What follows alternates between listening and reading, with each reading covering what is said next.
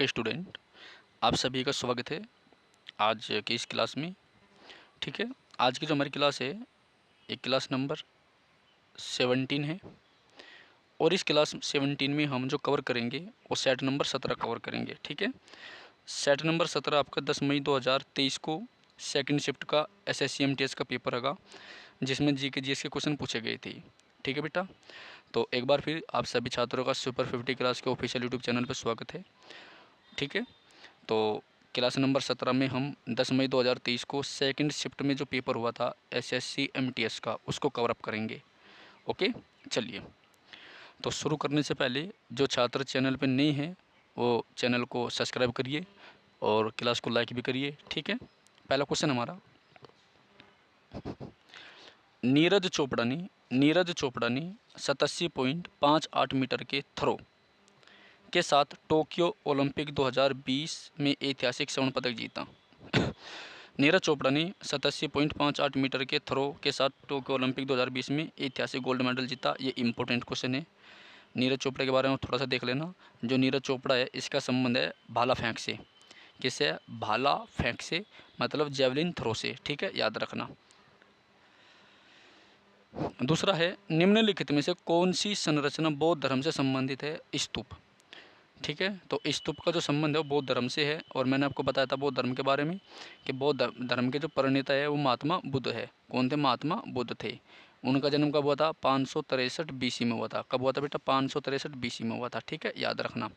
इनकी मृत्यु कब हुई थी? 483 बीसी में हुई थी। ठीक है, और महात्मा बुद्ध ने अपना जो पहला प्रवचन दिया था वो सारनाथ में दिया था। कहाँ पर दिया था? सारनाथ में दिया था। ठीक है, सारनाथ के ऋषिपत्तनम उद्यान में दिया था, ये आप याद रखना। अशोक जो था उसने 84,000 स्तूपों की रचना करवाई। 84,000 जो स्तूप थे वे किसने स्थापित करवाए? अशोक ने। ठीक है, सरकार ने महिलाएं और अनुसूचित जाति या जनजाति समुदाय में उद्यमशीलता को बढ़ावा देने के लिए स्टैंड अप इंडिया योजना शुरू की थी। क्या शुरू की थी? स्टैंड अप इंडिया योजना शुरू की थी। चौथा क्वेश्चन है, राष्ट्रीय कृषि और ग्रामीण विकास बैंक का मुख्य कार्यालय, राष्ट्रीय कृषि और ग्रामीण विकास बैंक का मुख्य कार्यालय बम्बई में है। कहाँ पर है बेटा? बम्बई में। तो राष्ट्रीय कृषि और ग्रामीण विकास बैंक का मुख्य कार्यालय कहाँ पर है? बम्बई में है, याद रखना। ठीक है, चलिए, मंत्रिपरिषद में प्रधानमंत्री सहित मंत्रियों की कुल संख्या लोकसभा के सदस्यों की कुल संख्या के 15% से अधिक नहीं होनी चाहिए। ठीक है, तो मंत्रिपरिषद में प्रधानमंत्री सहित मंत्रियों की जो कुल संख्या है वो 15% से अधिक नहीं होनी चाहिए। काफ़ी इंपॉर्टेंट है। ठीक है, जो हमारा प्रधानमंत्री होते हैं ये लोकसभा में बहुमत दल का नेता होता है और सरकार का प्रमुख भी होता है। ठीक है, प्रधानमंत्री जो होता है सरकार का प्रमुख होता है, चीफ होता है, याद रखना। और भारत के संविधान के हिसाब से राष्ट्रपति से ज़्यादा जो पावरफुल होता है वो आपका प्रधानमंत्री होता है। ठीक है, अगला क्वेश्चन है छठा, चपचारकूट महोत्सव भारत के मिजोरम राज्य का एक प्रसिद्ध त्यौहार है। चपचारकूट महोत्सव भारत के मिजोरम राज्य का एक प्रसिद्ध त्यौहार है। चपचारकूट महोत्सव भारत के मिजोरम राज्य का एक प्रसिद्ध त्यौहार है। ये इंपॉर्टेंट है, याद रखना।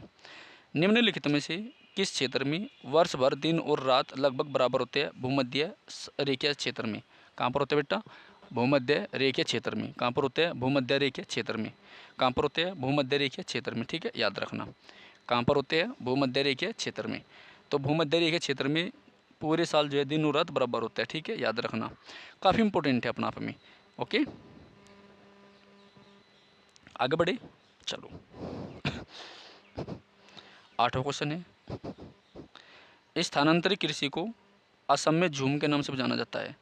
स्थानांतरित कृषि को असम में झूम के नाम से जाना जाता है। इम्पोर्टेंट है।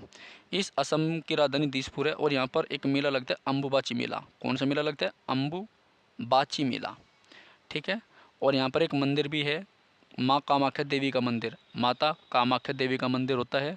ठीक है, बहुत इंपॉर्टेंट है और ये अम्बुबाची मेला फिलहाल लगा हुआ है। तो एसएससी इसको भी बहुत बार पूछता है। In which sport did Mirabai Chanu win India's first gold medal at the commonwealth games 2022? Weight lifting.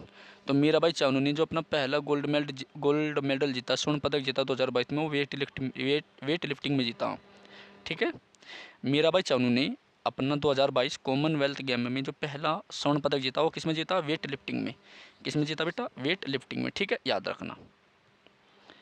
चलिए नेक्स्ट क्वेश्चन है, कथकली किस राज्य का शास्त्रीय नृत्य? केरल का। कथकली किसका? केरल का। और कथक किसका? उत्तर प्रदेश का। ये भी तो याद रखना। कथक कहाँ का? उत्तर प्रदेश का। और उत्तर प्रदेश का जन्मदिवस कब मनाया जाता है? 24 जनवरी को। हैप्पी बर्थडे यूपी का कब आता है? 24 जनवरी को। मुख्यमंत्री कौन है? योगी आदित्यनाथ बाबा जी, ठीक है, याद रखना। 11वां, भारतीय संविधान के कौन से अनुच्छेद मौलिक अधिकारों की बात करते हैं? अनुच्छेद 12 से 35। तो 12 से 35 में जो है मौलिक अधिकार है। भारतीय संविधान के अनुच्छेद 12 से 35 में क्या? मौलिक अधिकार है, ठीक है। संथाल समुदाय पूर्वी भारत का एक जनजातीय समूह है। संथाल समुदाय जो है पूर्वी भारत का एक जनजातीय समूह है। संथाल समुदाय जो है पूर्वी भारत में रहता है और वहाँ का एक जनजातीय समूह है संथाल, ठीक है, याद रखना। तो कथकली किस राज्य का शास्त्रीय नृत्य? केरल का, ठीक है। और कथक कहाँ का है? उत्तर प्रदेश का। उत्तर प्रदेश का जो जन्म दिवस है वो 24 जनवरी है। 25 जनवरी को राष्ट्रीय मतदाता दिवस मनाया जाता है। 23 जनवरी को पराक्रम दिवस मनाया जाता है, याद रखना। भारतीय संविधान के कौन से अनुच्छेद मौलिक अधिकारों की बात करते हैं? अनुच्छेद 12 से 35। संथाल समुदाय पूर्वी भारत का एक जनजातीय समूह है, ठीक है, याद रखना। अगला क्वेश्चन है 13वां। बेटा एक बार जो छात्र चैनल पे नए हैं वो चैनल को सब्सक्राइब जरूर करें, अपने मित्रों को शेयर भी करें, ठीक है। दूसरी बात, SSC MTS की हमारी सीरीज चली हुई है। टोटल इसमें जो है हम 57 शिफ्ट को कवर करेंगे, क्योंकि 2023 में जो SSC MTS का पेपर हुआ था वो 57 शिफ्ट में निपटा था, ठीक है, याद रखना। और ये अपने आप में काफ़ी इम्पोर्टेंट है, ओके, ये अपने आप में काफ़ी इम्पोर्टेंट है, ठीक है बेटा। तो सभी छात्र जो चैनल पे नहीं हैं सब्सक्राइब करिए, लाइक करिए क्लास को और कमेंट करिए, ठीक है। और जो पहली बार विजिट कर रहे हैं वो प्ले लिस्ट में जा कर के क्लास नंबर 1 से अब तक की क्लास को कवर करें, क्योंकि तभी आपकी समझ में आएगा, ठीक है। चलिए तो 13वां क्वेश्चन हमारा, श्रीमंत शंकर देव को आमतौर पर नई संगीत, नाटकीय और भाषाई शैली का पथ प्रदर्शक माना जाता है। वह निम्नलिखित में से किस नृत्य शैली से संबंधित है? सतरिया से। तो सतरिया का संबंध कहाँ से? असम से। सतरिया कहाँ का है? असम का, ठीक है। तो श्रीमंत शंकर देव जो थे उनका संबंध सतरिया से है। सतरिया जो है असम का है, ठीक है, याद रखना। नेक्स्ट क्वेश्चन है 14वां, निम्न में से कौन सी जानी मानी शख्सियत आधुनिक इतिहास के चरमपंथी चरण से संबंधित है? बाल गंगाधर तिलक। कौन थे? बाल गंगाधर तिलक। कौन थे? बाल गंगाधर तिलक। 15वां, दंत क्षय को कम करने के टूथपेस्ट में क्या मिलाया जाता है? फ्लोराइड। दंत क्षय को कम करने के लिए टूथपेस्ट में क्या मिलाया जाता है? फ्लोराइड मिलाया जाता है। तो दांतों को कम हानि देने के लिए, दांतों को हानि कम हो इसलिए टूथपेस्ट में जो है आपका फ्लोराइड मिलाया जाता है, याद रखना। लेंस की क्षमता का मात्रा क्या होता है? डायोप्टर। ये भी वेरी इंपॉर्टेंट क्वेश्चन है साइंस का। लेंस की जो क्षमता होती है उसका मात्रा क्या होता है? डायोप्टर होता है, डायोप्टर, ठीक है, क्या होता है? Dioptre, okay. तो लेंस की क्षमता का मात्रा क्या होता है बेटा? डायोप्टर होता है, याद रखना। The inheritance of loss. The inheritance of loss निम्नलिखित में से किस लेखक द्वारा लिखा गया है? किरण देसाई द्वारा।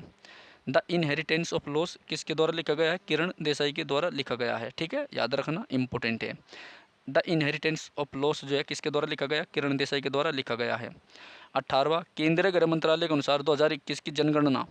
केंद्रीय गृह मंत्रालय के अनुसार 2021 की जनगणना जो कोविड-19 के कारण स्थगित हो गई थी, पहली बार अन्य पिछड़ा वर्ग का डाटा एकत्रित करना था, ठीक है। यानी कोविड-19 के कारण जो 2021 की जनगणना थी वो पिछड़ गई थी, तो उसमें OBC का डाटा इकट्ठा करना था, ठीक है। 19, राष्ट्रीय डोपिंग विरोधी विधेयक राष्ट्रीय डोपिंग विरोधी विधेयक 27 जुलाई 2022 को लोकसभा में पेश किया गया। निम्नलिखित में से कौन सी संस्था भारत में डोपिंग नियंत्रण कार्यक्रम का प्रबंधन करती है? तो राष्ट्रीय डोपिंग विरोधी एजेंसी, इसको नाडा बोलते हैं। क्या बोलते हैं? नाडा। मेरी पतली कमर नाडा जुब्बेदार लइयो, ठीक है, आगे चलो। तो नाडा जो है आपकी एक नेशनल एंटी डोपिंग एजेंसी है, ठीक है। जो हमारे स्पोर्ट्स पर्सन होते हैं उन्होंने ड्रग्स तो नहीं लिया, ठीक है, या कोई मतलब जो नशा तो नहीं करते हुए, नशी चीज़ तो नहीं खाते, ना उसी की दवाई तो नहीं खाती, इसकी जांच करते हैं नाडा, ठीक है, नेशनल एंटी डोपिंग एजेंसी। 20वां, प्रभास में वे कारक जो लोगों को अपने निवासी स्थान अथवा उद्यम को छुड़वाने के कारण बनते हैं प्रतिकर्ष कारक कहलाते हैं।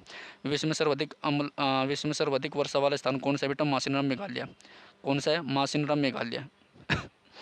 दुनिया में सबसे ज़्यादा वर्षा कहाँ पर होती है? मासिनराम मेघालय में होती है। उर्वरक के संदर्भ में निम्नलिखित में से कौन सा कथन सही नहीं है? यह मृदा को ह्यूमस प्रदान नहीं करते, यह मृदा को ह्यूमस प्रदान नहीं करते। ये मृदा को ह्यूमस प्रदान नहीं करते। ठीक है। चोल काल के दौरान ब्राह्मणों को उपहार में दी गई भूमि को ब्रह्मदेय कहते थे।